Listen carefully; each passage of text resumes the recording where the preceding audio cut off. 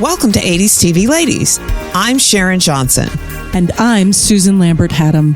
Welcome to part 2 of our interview with Cagney and Lacey producer and creator Barney Rosenzweig. In our last episode, we talked with Barney about how he got started in the entertainment industry and some of his early work in publicity on Ben-Hur and other MGM movies. And then how he moved from publicist to producer. And we're going to dive right back into this interview. And if you haven't listened to part 1, check out the first part or listen out of order and it'll be just like time travel. A little info about this episode. We had a fantastic conversation with Barney, but there were technical difficulties within this episode. With part 1 and part 2 of Barney's interview, we've done our best with the existing audio. There are transcripts that will be available for our episodes within 2 weeks of episode launch, so you can read the interview. But bear with us and know that we are doing everything we can to keep this show sounding better and better. So here comes part 2 of Cagney and Lacey and Barney. So you make this TV movie. It's a huge, huge hit. Then what happens? Well, I'm called into Harvey Shepard's office, head of the network. Can you turn this into a series? I said, watch me. He said, how quick can you deliver? This is October. I knew that on May 1st, he was going to be in New York for the decision making. I said, I could be on the air March 15th. That's not a lot of time, dear. No, it's not a lot. We had to be in production no later than January and making the air dates of the last couple of episodes. And I said, oh, there's one caveat. I said, I don't have a Cagney unless you want to let Loretta out of Nashville. And he laughed. No. He says, I had a Cagney. I had met Harvey Shepard once before in my life, and it wasn't particularly warm. Harvey Shepard, well, I adore, is not warm and fuzzy kind of guy. He said, this guy's willing to put his career on the line because he'll never work here again if he doesn't deliver. No pressure. You have like no months to put this show together. So we began to write. I got Barbara Abbott on. Barbara Abbott was going to be my story editor. Can't find anybody to hire. Every good writer in town is on a contract to a studio or doing shows. All the good writers are on a good show. Also, even if they're not on a show, I'm hiring a writer for 6 episodes. Other people are hiring them for pilots for 22 episodes. The difference is money is substantial. The 22 shows, there's residuals. 22 shows, there's foreign markets. The 6 shows, that's all there is. That's all there is. And I had Barbara Abbott. I then hired Jack Gus. He was my best writer on Daniel Boone. And he brought in a pal of his, Freddie Freiberg. So here I am with 2 guys who are older than me, writing about young women they know nothing about. I need that first script. I need a script to show to other writers so they know what we're doing. There's no real pilot. I'm not doing the movie. Doing something more contained. So I invent. I walk in one day like Moses. I say, we're going to have A story, B story, C story, D. A is a primary crime story featuring one of the 2 women. B is a personal story featuring the woman who isn't featured in A. C is a personal story featuring the woman who isn't featured in B. D are comic runners. Armed with that, we began to try to hire writers. I'm still waiting for Barbara Abbott on the script. One day I find out she's called Harvey Shepard and says, do you want it good or do you want it Tuesday? We'll deliver this show in June. In June, I have pledged March, and there is no June. June is summertime. There's no season in June. I fire Barbara Abbott on, and we began coming up with scripts. And they're pretty good. There's a couple of scenes that I'm very proud of. We did a show where Lacey talks to Harvey about an abortion she had, an ancient mariner life. She tells the story, even though Harvey's heard of it. She's compelled to tell the story. What happened to her? At the end, he says, honey, it'll never be like that again. She says, it'll be exactly like that. Wow. And it's chilling. It was chilling when we did it, and it's chilling today. We did sexual harassment in the workplace. We did a woman's right to abortion. We did wife batterings. We did all those. Breast cancer, rape, alcoholism. You were talking about these issues in 1984, 1982. Now, unfortunately, there are still issues today. Absolutely. We didn't solve any of them. We sure expressed them. Women loved us. You've cast Meg Foster as a new Cagney. Yes. My first choice. She was the first woman to come in, and I said, that's cool. A fabulous actress. I thought so. And she was real. I loved her verisimilitude. I went in with 5 other actresses. Audition read for the network. Harvey Shepard said, which one do you like?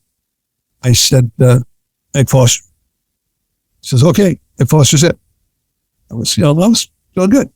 The next day, Harvey Shepard called me up, cold feet. He's gotten a call from Susan Clark's agent. Susan Clark's a television star, not in series. She does only classy movies. Okay. But she might be interested in playing this. So I'm arguing my choice. I says, look, just meet her. She won't read, which is admittedly a disadvantage, but meet her. So I'll do better than meet her. I'll go to her home and I'll take Ty Daly with me. And Ty will meet her too. See how the chemistry is between her. I had Ty meet the other 6 women from the network. So without calling too much attention to it, sort of positioned the room. Ty and Susan were sitting together. I could watch them while I'm talking to her husband. Her husband is a former All-American football player who I gave his first job to as an actor on Daniel Boone. Nice. We have things to talk about. Yeah. And so we're having a pleasant time. But all out of the corner of my eye, I'm watching. Susan Clark is a superior actress. And the 2 women were getting along great. They could talk about the theater. They could talk about careers. They had a lot in common. The next day, I go into Harvey's office. And I said, what I just said, she's substantial. She's substantive. She's real. He says, oh, great. I said, only a couple of problems. I said, what's that? He said, I said, we have to rename that series and we have to set it in Kansas instead of New York. Said, what are you talking about? I said, Barbara, they're sisters. It's Lacey and Lacey. There's no contrast. She's never going to be street. She's never going to be urban. She's a country girl. I'll make that show if you want, but it's not the show you want. And he calls up his head of casting. Gene, I'm having a discussion with Barney Rosenzweig. I want to know how you would vote. You want his choice, Meg Foster, or my choice, Susan Clark? He guesses Meg Foster. And he says, okay, you're cast. That's how Meg Foster. Well, they started making the show. All right, got nice directors. Again, tough to get the best directors because the best ones are on shows with a 22-show order. But directors, you can hire more on a one-on-one basis. So we're making shows, and I think they're pretty good. Harvey Shepard is guaranteeing us a hit because he's going to put us on after Magna PI at 9 o'clock at night. We had a Magna PI. This is ahead of it. No, it's I think it's behind, after. Behind Magna PI. Magnum, 8 o'clock, 9 o'clock. That was the lead-in. Okay. So we got a lead-in of the biggest success on CBS. A show that does a 34, 35 share every week, coming off of a movie with a 48 share. All of Madison Avenue is writing about this is a hit, guaranteed hit show. Expectation level is phenomenal. Easy beat 30 to 40 share. Go on the air, and we get Parrot a 38 share and promptly plummet to a 22 share. A movement of seismic proportion. It had to be an aberration. It meant the power must have gone out in 6 Nielsen cities in certain homes, and they just were disconnected. Something bad happened. Nobody panicked. Next week, same thing, and the same result. Inherit a 38 share onto a 24 share. It's a push-up. Harvey Shepard asked me on the phone. He says, you are canceled. And I said, I understand. And I said, when are you putting on in place of the hit? He says, oh, we got a show. We canceled another canceled show. Another canceled show. 2 male cops. I forget their names. 2 male detectives. Simon and Simon. Simon and Simon. Interesting enough, proves a point. Simon and Simon was a failure Tuesday nights at 9 o'clock. And a hit Wednesday nights at 10 o'clock. What does that tell you? Time spot means something. Audience flow means something. Mm-hmm.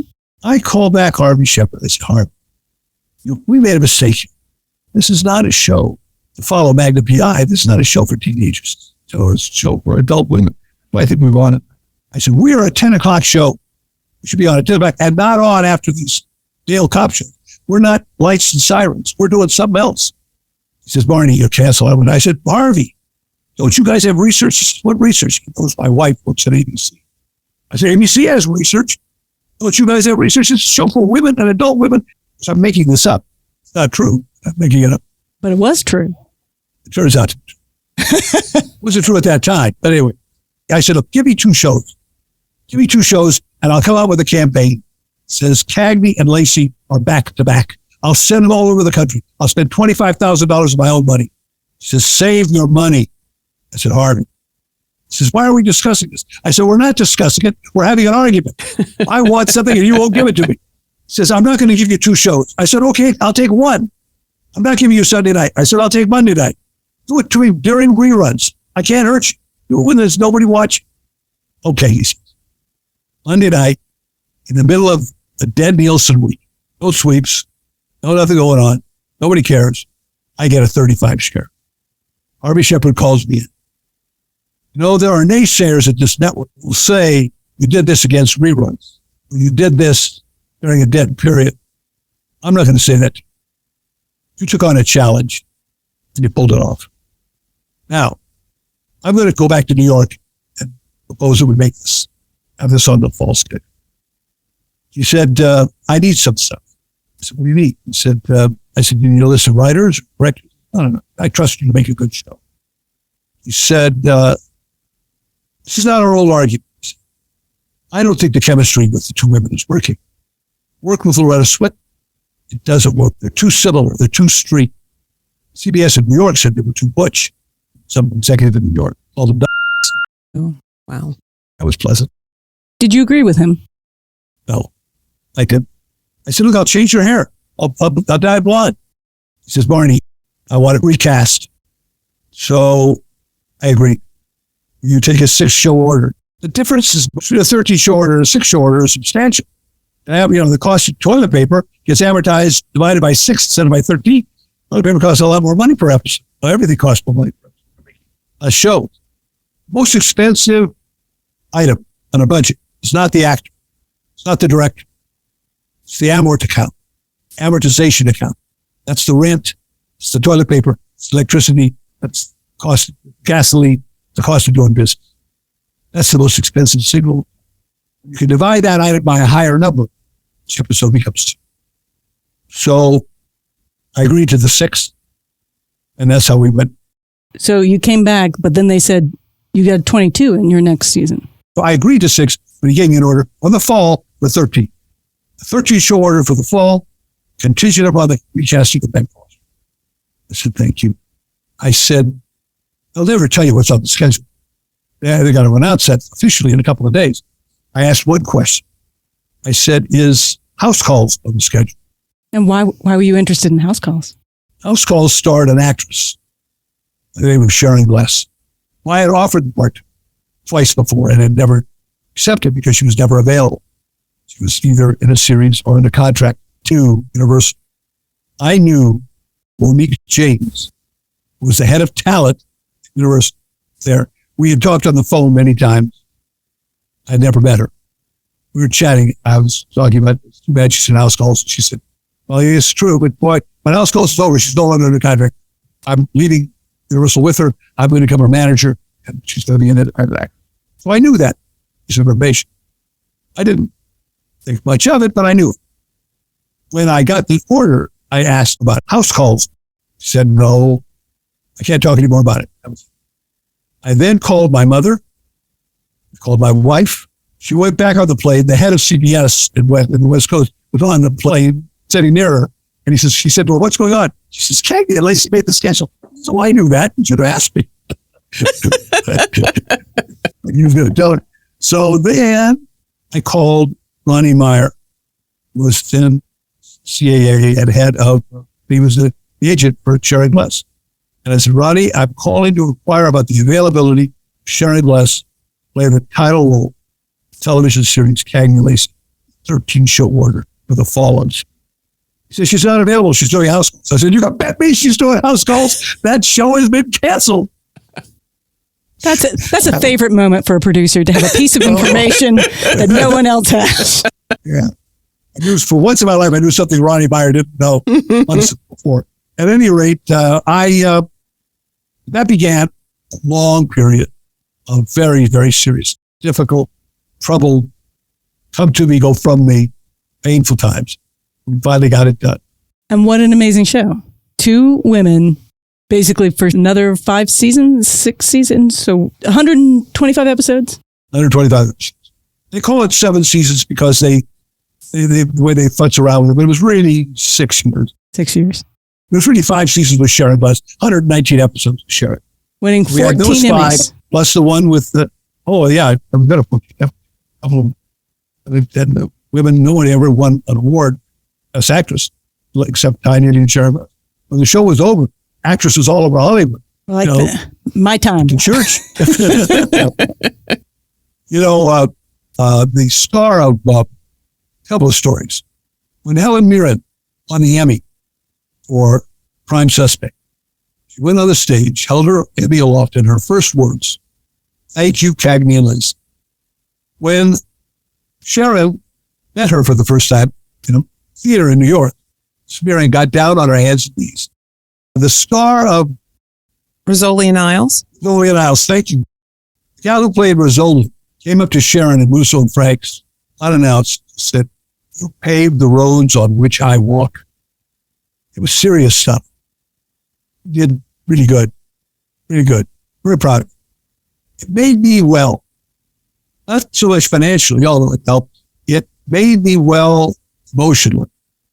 I had been through before that so many hard times. You heard all my triumphs, all those stories I told you about USC, MGM, and Daniel Brewer. That's my greatest hits. Then came a period of darkness, cast out in the desert. At the point, literally, where I was going to flip a coin, whether I was a bartender or a taxi driver. I would never go back to press agent. I knew that I couldn't. Wouldn't do it.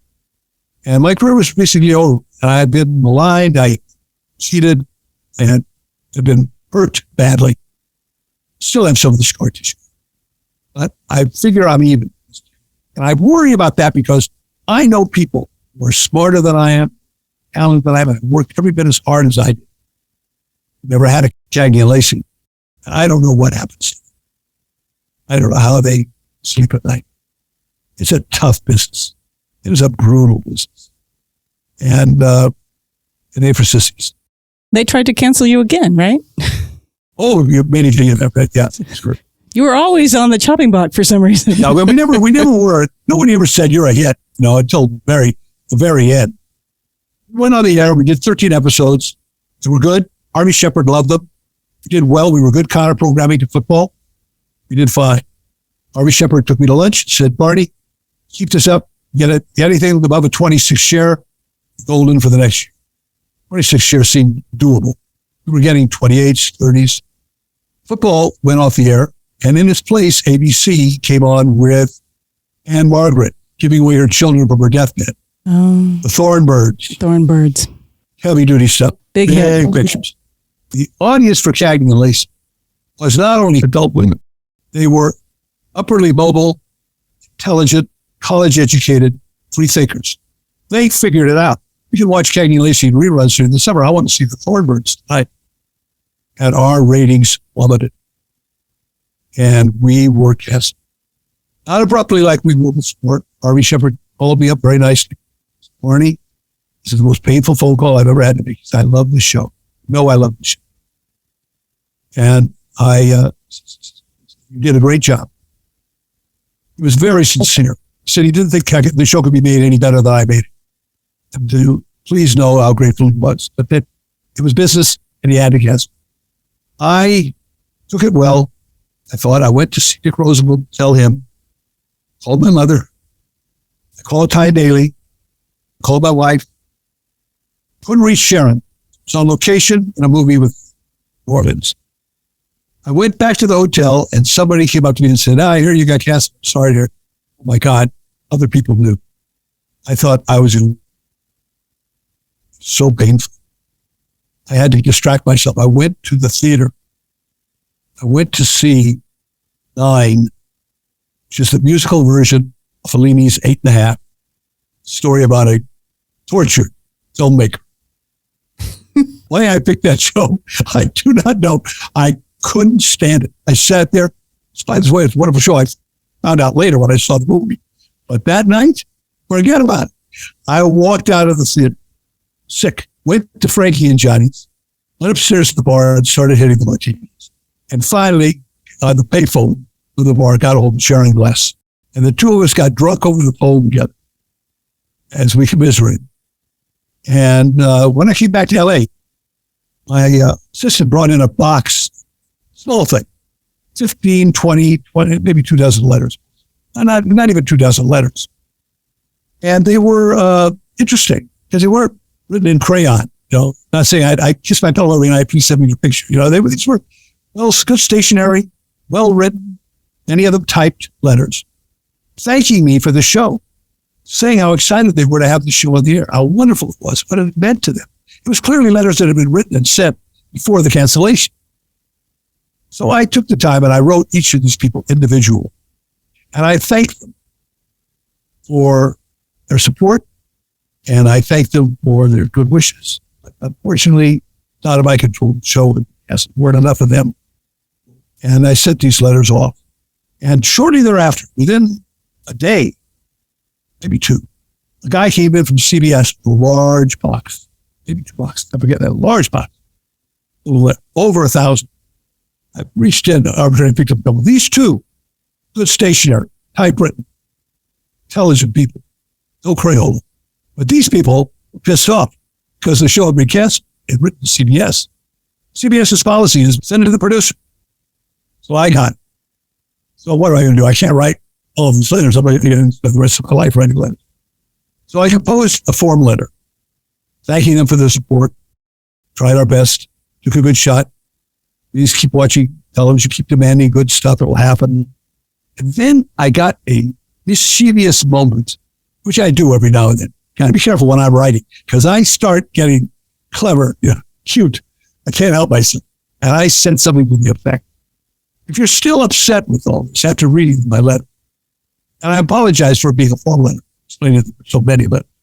So if you're still upset, my strong suggestion is don't write to them.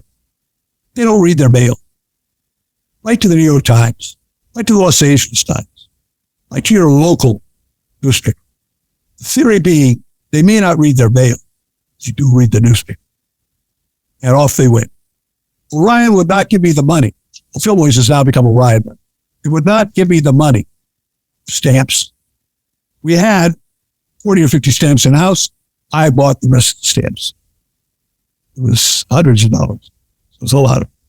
Within weeks, both the New York Times and the Los Angeles Times came out with big stories about these canceled cops. McDonald, who was the TV editor for the New York Times, said this is clearly orchestrated by producer Barney Rosenzweig. But it doesn't matter. These people still had to write more than one letter. It's a grassroots movement. It's authentic. Calls I started getting from Oregon, from everywhere, Michigan, everywhere, all over the country. Eventually, Harvey Shepard referred to it as an avalanche of mail. People were calling me up. What are you going to do about this? What does CBS says? This isn't going to say anything. They don't change their minds. That never happened. Never has happened. I'm now on a dubbing stage, dubbing a movie of the week that I made. All this was going on. I don't have multiple lines. I got one phone line, and I'm working. My wife is at the beach. I go down on weekends or nights when I'm done working. At one point, I'm standing out in front of my house. There's a threat of a high tide at my house I've rented, and I'm still putting up sandbags.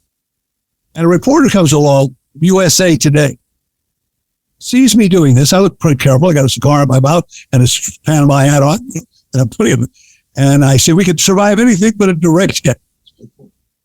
And they found out who I was. They put me on the front page of USA Today, color picture. And they come out, CBS canceled cops #1. Got to be the highest rated show in the summer. Against baseball.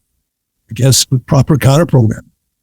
Nobody has seen the original shows. These were all for reruns, but nobody had seen them before. We're doing great. Against number 10, number 9, 8, and number 1. CBS calls me up. We're nominated for some Emmys. All this is going on.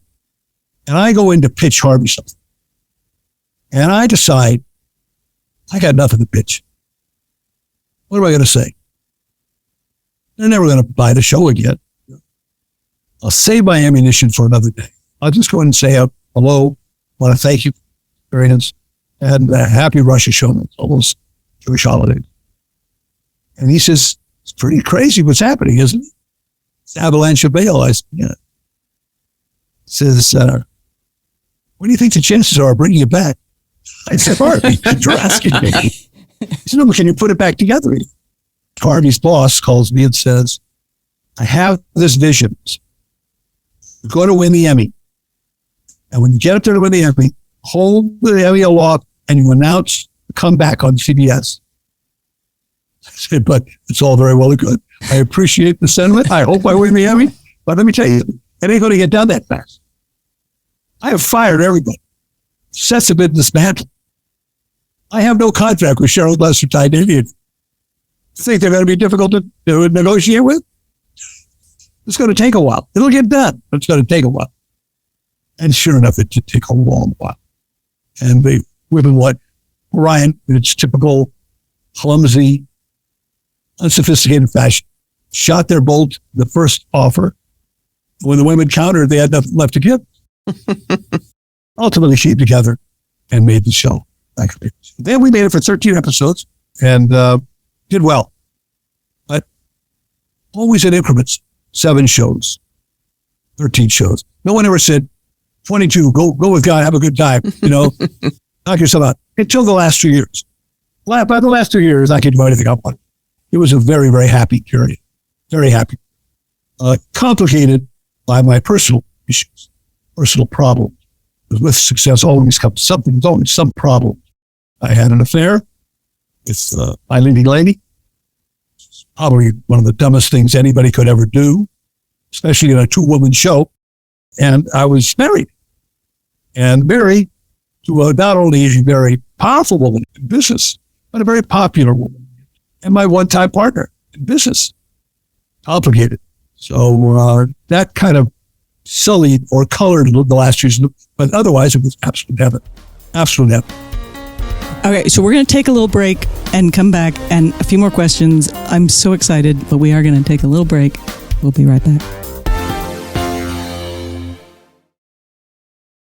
Welcome back.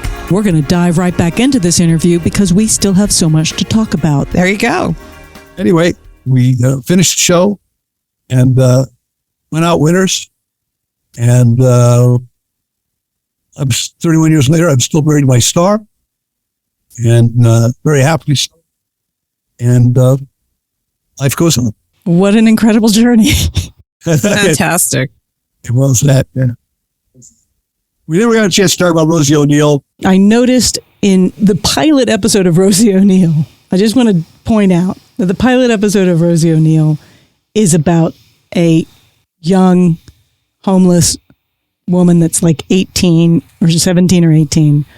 She's accused of murdering her baby. And it struck me, as we have discussed about Cagney and Lacey, how timely that is today. And how many women right now have been facing that, particularly under the new laws that are being passed. Right. Because people don't want women to have abortions and people want to criminalize childbirth and women's bodies. So it was really struck me kind of re-looking at that show. And again, the commitment to create a strong female character who's driving the story, because that's one of the criteria that we have. Like, what is a female-driven show? And it's literally women are driving the story. Women are telling the story. And both Cagney and Lacey and the trials of Rosie O'Neill fit that so well.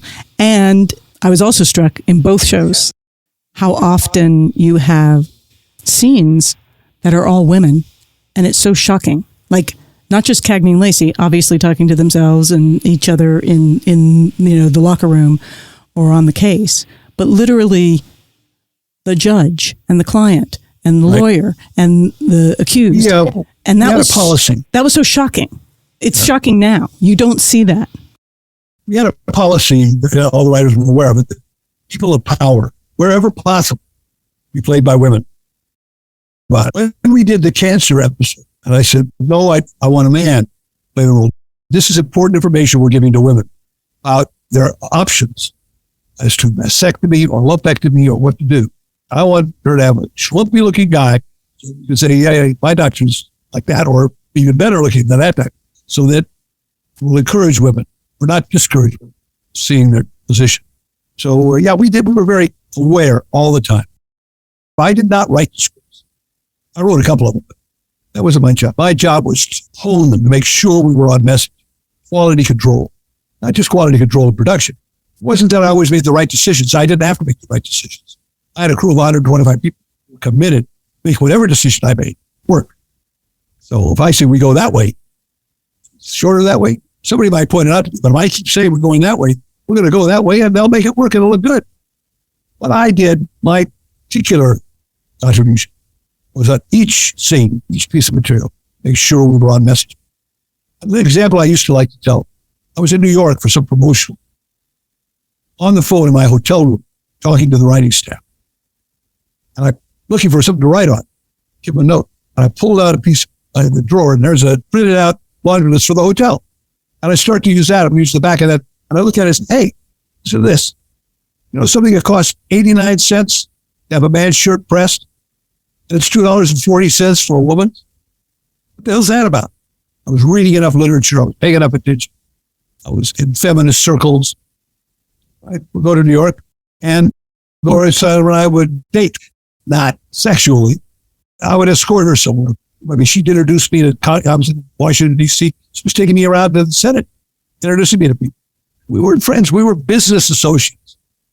And so that's the world I lived in. That's the world I traveled in. It's the world I became embroiled in. And I translate all that stuff into the material we were doing. And sometimes the actors didn't get it, and I had to explain it. One of my favorite stories is we were doing a show about the tastelessness of sexual humor in the workplace. And you could tell me what the crime story is. No, that's not what it's about. So Cagneys are on a case about date rape. And they come bursting through the doorway, arguing with each other on their way to their desk. Cagney thinks it's social work, and Lacey thinks it's what they should be doing. And Cagney says, if we were guys, they wouldn't decide this. And as they're arguing about it, the men come gathering around. And they say, hey, you know, it's a funny thing. Date rape, no. Her lips tell you no, but there's yes in her eyes. How's a guy supposed to know? And Samuels, lieutenant, their boss, says, no. You know what Helen's favorite movie was? That's his wife. Gone with the Wind. So how come when Rhett Butler carries Scarlett O'Hara upstairs, that's romance, when another guy does it? And Lacey looks at him and says, I get your pardon, Lieutenant, but if you don't know the difference between rape and romance, you have a serious problem. She walks away. And Harvey, the desk sergeant, every time of the month or what? It's a properly tasteless joke, sexual joke. Sharon Glass, who is relatively new to the series at that point, says, I want to say something. I just assaulted my partner. I'm John Wayne. I want to say something. Director says, get me a writer down here. Writer is being summoned and knows he or she is in trouble. The leading lady wants a line of dialogue, and it better be a good one. So you're prepared to serve. That's what writers do on show. The difference is Cagney and Lacey. I'm there. And I sidle up to Sharon away. Don't know that well. It's like episode 13. Okay. And I say, do you know what Cagney wants more than anything in the world? And she says, no. What does she want? I said, she wants to be one of the boys. She wants to be accepted by everybody here. That's why Cagney not only doesn't say anything, but I'm going to go to a close-up of you saying nothing. And Sharon's eyes lit up. She's Rhea Coos, isn't she? And I said, well, let's say she's flawed. And that was a seminal moment in the series. Then on, Sharon listens to my hours every week. Give me another flaw. Give me another problem she's got. Now, that doesn't happen on a show where the producer doesn't have power. So I said, I said those things to Sharon Glass, and she looked at the show, or a manager looked at the show the following week, or 2 weeks later, and that close-up wasn't there. I'm dead meat. But I have control of the editing. That close-up was there. And I know the show better than anybody else. And I'm not afraid to argue. Nobody could say to me, well, you're defending your material. I didn't write it. Somebody else wrote it. I'm defending it because it's good. And I don't worry about the fact that everybody's shut down while I have this conversation. I know what it costs. It's not that bad. Whereas the writer's panicking. My God, they're shut down. I don't know what it costs, but it's not good. I know, big difference. What you have today, television, there's a lot of hype in it. And there's a lot of good things to be said for that. But they can never defend the material as if they didn't write it. And there's less objectivity. And there's a homogeneity to it that I like not to see in a show. I like a little bit more eclectic voices.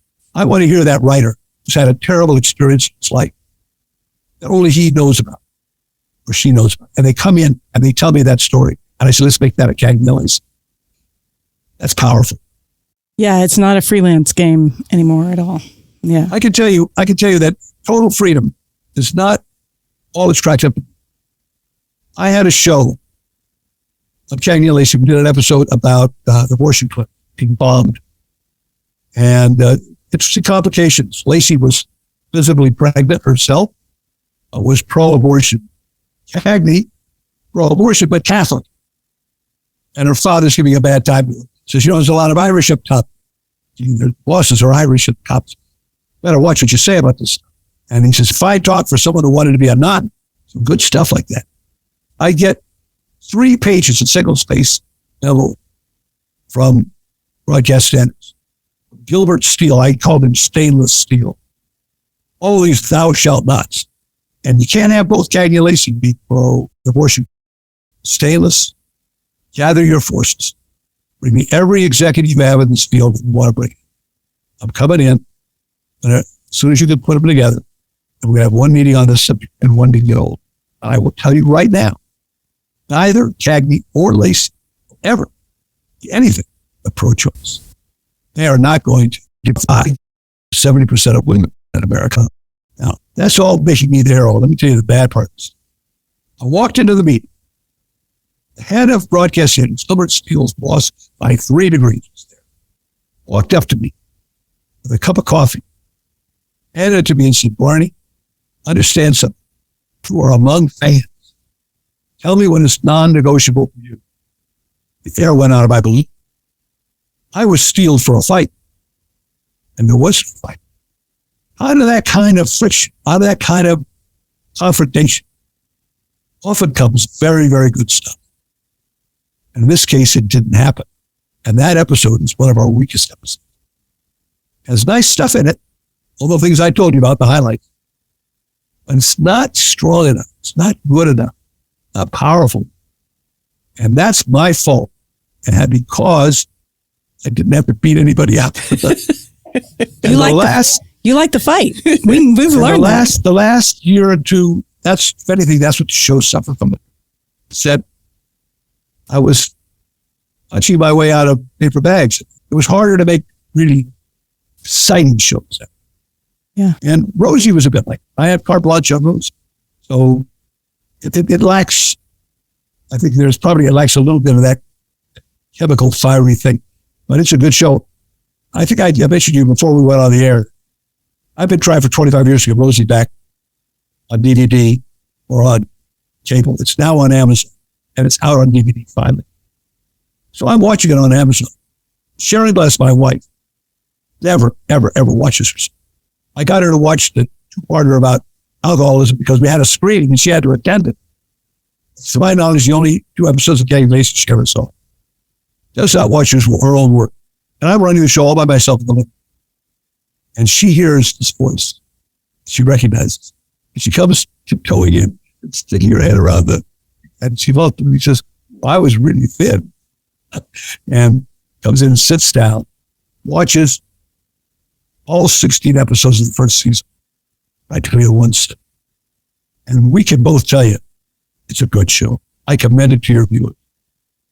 I'm very proud of it. Very, very proud.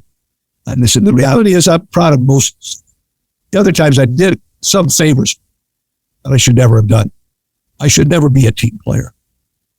That's not who I am. My father-in-law, Barney Rosenzweig, was a team player. He was a running guard for the University of Southern California. And he always was taking it for the team. He filled up a sound stage picture that wasn't ready because the exotic needed a stage filled up. Or he would edit the picture too fast and get it out. And when the pictures were bad, he got blamed. I would say, oh, well, he was doing us a favor. Nobody remembered that. So I made that mistake a couple of times, but not often. I try to avoid that. I know it's getting late for you, and I really appreciate you taking this time to talk with us. Listen, I'm talking about my favorite subject. I know. We could talk all day and all night. Yeah. Sharon, I think we have to do 3 questions, and then we'll talk about where people can find you online after that. All right. So these are 3 questions we give to guests on our shows. So the first one is, what is the 80s ladies TV show not of your own creation that resonated with you in the 80s? And so this is hard. Moonlighting. Oh, Moonlighting. There you go. You were fast. Oh, my God. Right out of the gate. I love Moonlighting. All right. Yeah. Okay. All right. Okay. Good one. All right. So next, can you name any of your favorite current 21st century female-driven television shows or modern-day TV ladies? Sure. Well, I'm trying to, this is not necessarily in order, but it's pretty close to being in order. Dead to Me, Hacks, Orphan Black. Those are 3 good shows. Those are good. You have to understand, I also almost always watch female-driven shows. It's my first choice. I did not like Mayor Whitty and whatever that was. I didn't like it not because of her, although I had certain objections. That was, I didn't like it because it's such an ugly view of America. If that's who America is, Ronald Reagan, Donald Trump, so dark and pessimistic. It lacked any redeeming values whatsoever at all. Those are good ones. We're all. I named 3. You named 3. That's good. That's a good amount. And I like those. They're all very different too. That to me is wonderful.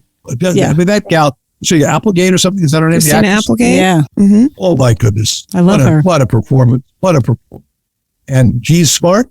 I love her. She's nobody better than G's smart, which you know. Well, speaking of 80s TV ladies, I'm not sure that anybody like us who watched Designing Women back when it was airing. Oh, sure. Absolutely. Would have thought that she possibly would have been the person. I mean, they were all good, but, And by the way, I should have said Designing Women before I said what I said. Because first of all, I'm very good friends with Linda Bloodworth and all right, we want to have her on the show, so you might have to hook us up. She's fabulous. She is fabulous. I also could have mentioned my own show, Christy.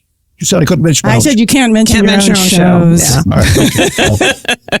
We have to do it for everybody. It's not just you. Yeah. Okay, all right.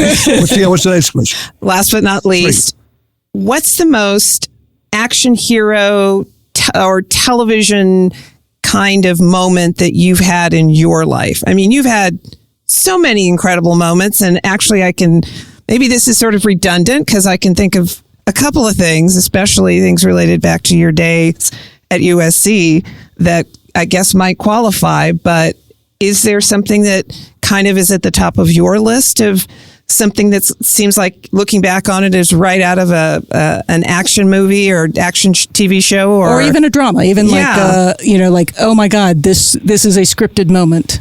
You couldn't have scripted this moment better. I think if I had to pick, I picked a few, along with Tony Barr, who was my programming executive at CBS, Cagneys. I was fortunate in that Tony was an older man than I was. And I think he had this job. He'd already been a producer. So he knew a little bit about the lingo. And I think he had taken this job at CBS as a step to retirement. So he wasn't after my job. He wasn't out to make any bones. He wanted to make his point, and then he would listen to me. And some of the best spiels I ever gave to a network executive. Once, a picture that he fought me on, I won't go into the details because you're running late, but he fought me on it all the way. And I finally said, look, order one less episode. Just won't make it. That's my solution. We won't instead of making 22, we'll make 21. Do me something, I don't want to, you want me to make chocolate? I want to make vanilla. I can't make it chocolate. Can't do it. So he said, Barney, we're not going to cut up back an episode. Go ahead and make it your way. You'll learn from it, and we'll talk next season. Made the show, screened it at CBS. The lights came on, and Tony Barr stood up and says, "This is an Emmy Award-winning show. Sharon Bless is fantastic. I was wrong. You were right." I said, "Tony, you realize you're giving me a loaded gun for next season?" He says, "God help me, I know it. But you got it." So that was a pretty good moment. And, That is a pretty good moment. my gosh. That's a pretty great but moment. I guess nothing beats calling you up and saying, having a press conference, standing there on the dais with Harvey Shepard and having him say, essentially, "We were wrong. And Mrs. Rosenzweig's little boy was right." But that's as good as it gets. I've had a lot of it. Not enough of them, but I've had a lot. That is fantastic. Okay, so people can find you at cagneyandlacey.com through your, because your blog is off of there, and your book is available off of there and at Amazon. I believe at Apple too. Okay. The Cagney Lacey site has been stagnant for a long time. We don't do anything to it. I don't have a webmaster. I don't know how to do that stuff. I write a blog. I send it to Sharon's best friend. She puts it on the site. But you can read it there. It looks pristine, looks pretty. But and I love writing them. I have a good time. I review television. I review theater. Occasionally a movie. I don't see very many movies. And I write about my family and about stuff that's going on. And I think it's awfully good. And then I'm hoping to come up with a book again, but I don't know when that'll happen. All right. And Cagney and Lacey can be streamed at Amazon and Apple TV. And Trials of Rosie O'Neill can be streamed on Amazon. On Amazon. You know, MGM owns the underlying rights to Cagney and Lacey. And now that Amazon's been has purchased MGM, I would think that's why we're suddenly on Amazon. Cagney and Lacey can also be streamed on Roku TV. Okay. And according to the internet, Roku channel is also streaming the Trials of Rosie O'Neill. So Really? there you go. If you have a Roku subscription. I have an independent distributor doing that. They never send me money. They send me a little bit now and then. Not very often. Never enough. Never enough. Never enough and not often enough. Anyway, this has been such a pleasure. I hope we can have you back on the show at some point. And you have kicked off our dive into Cagney and Lacey so lovingly and excitingly and with so many great stories that we're really excited. Well, I just apologize for taking so long on the early stuff. It's very current in my mind because of the book I'm writing. And you asked a couple of questions that triggered that. So I went for it. I think that's great. And we'll happily send you the video and the audio. Thank you. I'd love to have it. My theory is you can't tell the story of King Arthur unless you explain how he got Excalibur. So I think your questions are good. Ask people how they got started and how they got there, because otherwise, it seems like sort of a miracle that just coming out of nowhere. Mm-hmm. And all of this come from somewhere. Yeah. Yeah. I'm curious because you talked about where this is personal. And so if you don't want to say, but you talked about always calling your mom when something big happened. Yeah. My mom was my biggest fan. And she liked to talk about the show when it was over. My mom was a strong woman, very smart.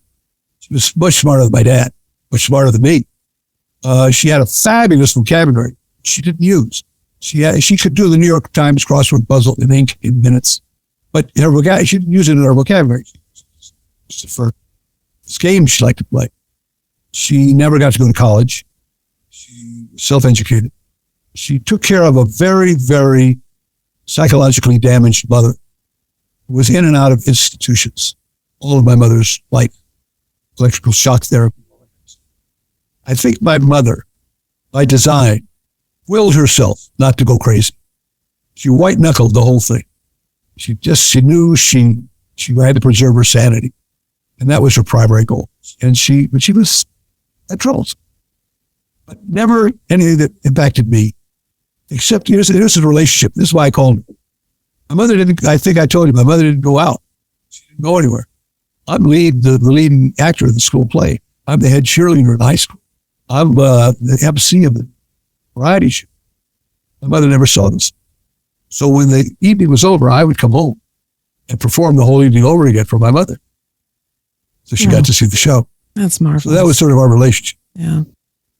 That's amazing. My dad occasionally went, but my mother, wow. That's kind of beautiful. I bought her first store-bought dress many years later. Wow. All right. She wore it all the time. Well, I hope she was proud of you. She was.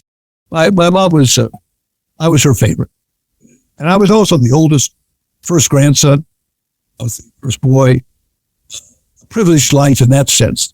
We're not the wealth in our family, but there was a wealth of affection and love. I was a very loved kid. Yeah, that's the most important thing. There's no question about it. No question about it. I'm very secure about it. One of the reasons I'm sure it's one of the reasons I was secure as I am. I'm very secure in who I am. I can't even think of something I'm insecure about. I'm sure there's something, but I don't want to go there. But I that has to all come from, where did I get the guts to go in front of that USC crowd? Where does that come from? You're the come from behind kid, though. I mean, I'm telling you, that's like your sweet spot is, it's all falling apart. Let me step in. That's where I want to step right in. And it's an easy way to interpret it now. At the time, it didn't feel that way. I didn't think any of that. I was just treading water to survive. It was something. We'll talk about this more at the next time. All right. Thank you so much. Thank you. My pleasure. And thank you. You guys are terrific to talk to. Oh, thank you. And take care, please. Take care. I will. Bye-bye. Hey, Susan, what time is it? It's audiography time, Sharon. Woohoo! First is Cagney and Lacey and Me by Barney Rosenzweig, and From Reverence to Rape, The Treatment of Women in the Movies by Molly Haskell. And for The Trials of Rosie O'Neill, you can find that streaming on Amazon and Roku for now, as far as I know. Just a little information about that show. It was created by Beth Sullivan and Joe Kakasi, produced by Barney Rosenzweig. It ran for 2 seasons and 34 episodes on CBS from September 17th, 1990 to May 30th, 1992.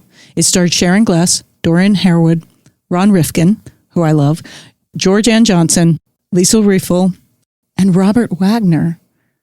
Ed Asner and David Rash joined the cast in season 2. I was very excited about it. Oh, and in season 1, episode 15, called Reunion, Tyne Daly guest stars, along with Carole King, the singer-songwriter who also wrote the theme song for The Trials of Rosie O'Neill, and Gretchen Corbett. I'm also going to shout out Weirding Way Media, which is run by 2 friends of ours. Rich has been on their shows many times. I've now been on one of the shows called The Culture Cast and The Projection Booth. They're kind of movie review shows, and they've been around a long time. And I called them when I was starting this and said, okay, what do I need to do? Where do I start? How do I get a logo? And they both were incredibly helpful. And Chris in particular, basically kind of right at the moment we were like, we got to figure out where we're hosting, basically called me and said, listen, would you want to come on and be part of a network that Mike and I are going to start? Anyway, so we were the first Not Them podcast on their network, which is called Weirding Way. And so you guys should check it out because it's awesome. And please support us on patreon.com/80s TV Ladies. You can get special content and you get stickers. Stickers! They're super cute stickers. We just started making them. I'm really excited. Just a reminder, the privacy and civil rights of pregnant people and women are still at risk and outlawed in many areas of America. Laws have been enacted that have stripped away the right to have a safe and legal abortion for millions of people in this country. Restricting access to comprehensive reproductive care, including abortion, threatens the health and independence of all Americans. Please support your local healthcare providers and also call your local, state, and federal representatives to let them know you want abortion rights and equal access to healthcare for all. If you want or need help, please go to abortionfunds.org. And if you can, donate to help thepinkhousefund.com. All of these will be on our website. Ladies and gentlemen, be sure to tune in to our next episode where we have the amazing Tyne Daly, 6-time Emmy winner, 1-time Tony winner, Tyne Daly. Yes, that Tyne Daly. We can't wait. In the meantime, we hope 80s TV Ladies brings you joy and laughter and lots of fabulous new and old shows to watch, all of which will lead us forward toward being amazing ladies of the 21st century. Did I tell you that Tyne Daly's coming on our next episode, Sharon? I know, right?